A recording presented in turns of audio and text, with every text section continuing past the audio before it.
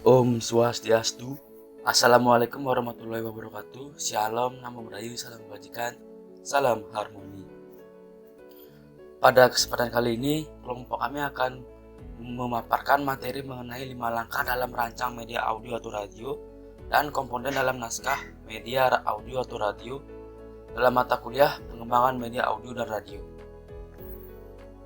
Sebelumnya, perkenalkan anggota dari kelompok 7, yaitu pertama Made Adi Satiawan dengan NIM 2011021009. Yang kedua ada Gede Artike dengan NIM 2011021022. Yang ketiga ada Idi Wungakan Made Wiwitnyanharte dengan NIM 2011021025. Dan yang terakhir ada Pandey Made Mesya Putra dengan NIM 2011021026. Nah, pada materi ini kita akan membahas dua topik bahasan, yaitu pertama langkah dalam merancang media audio atau radio, dan yang kedua komponen dalam naskah media audio atau radio.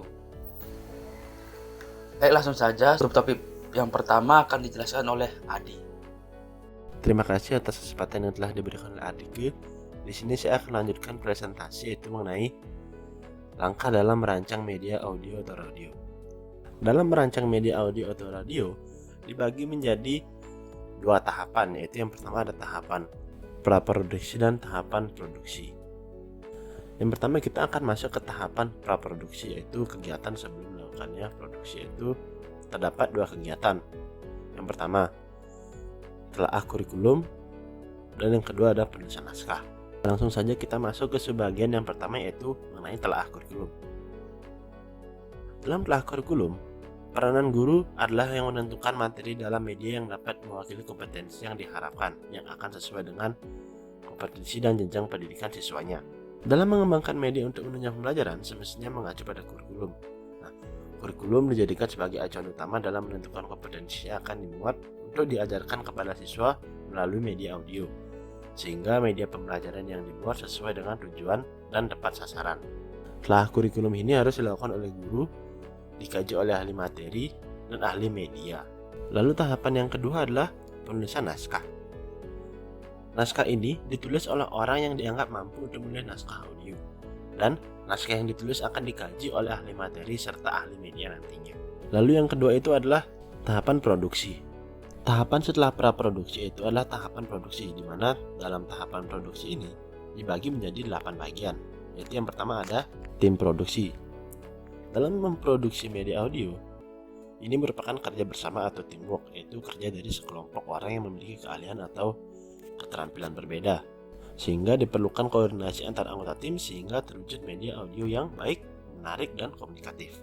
Adanya tim produksi itu dilakukannya rembuk naskah. Setelah sutradara menerima dan mempelajari, kemudian akan dilakukan rembuk naskah dengan penulis naskah, ahli materi, dan ahli media. Rembuk naskah diperlukan untuk menyamakan persepsi pemahaman terhadap naskahnya, sehingga tidak ada miskonsepsi nantinya. Lalu yang ketiga adalah pemilihan pemain atau casting. Setelah rembuk naskah dilakukan, langkah selanjutnya yaitu pemilihan nama pemain. Pemain di sini adalah orang yang akan memerankan tokoh-tokoh tersebut dalam naskah yang telah dibuat. Terima kasih atas waktunya. Di sini saya akan melanjutkan presentasi dari Adi. Yang selanjutnya ada latihan kering, yang dimana para pemain diberikan kesempatan untuk mempelajari naskah dan berlatih sebelum rekaman, agar mereka benar-benar paham akan isi pesan dan cerita dalam naskah tersebut. Kemudian selanjutnya ada rekaman atau recording, yang dimana rekaman adalah proses pengambilan suara dari masing-masing pemain. Sutradara adalah pengendali sepenuhnya jalannya rekaman.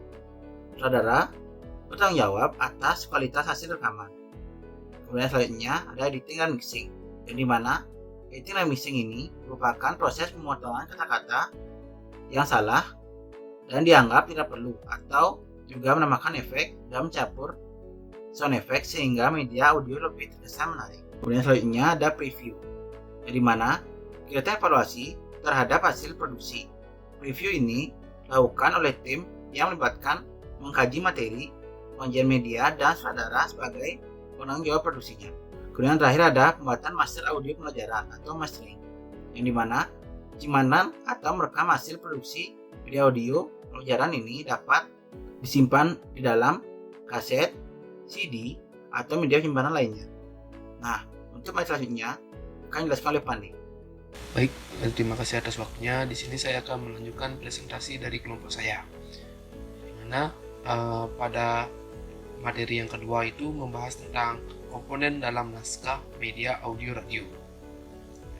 Selanjutnya di mana dalam komponen naskah media audio, di mana program audio ini akan lebih menarik jika menimbulkan daya fantasi, karena dengan suara kita dapat merangsang pendengar untuk menggunakan daya imajinasinya sehingga dapat memvisualkan pesan-pesan yang ingin kita sampaikan.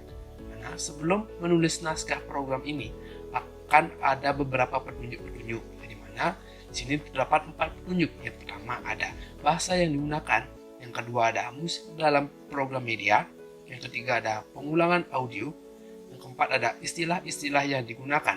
Selanjutnya, nah di sini terdapat contoh dari format naskah audio. Di sini teman-teman silakan untuk mencermatinya. Nah, jika sudah mencermatinya, saya akan kembalikan kepada moderator. Sekian presentasi dari kelompok kami. Apabila ada salah kata, kami mohon maaf. Sekian, terima kasih.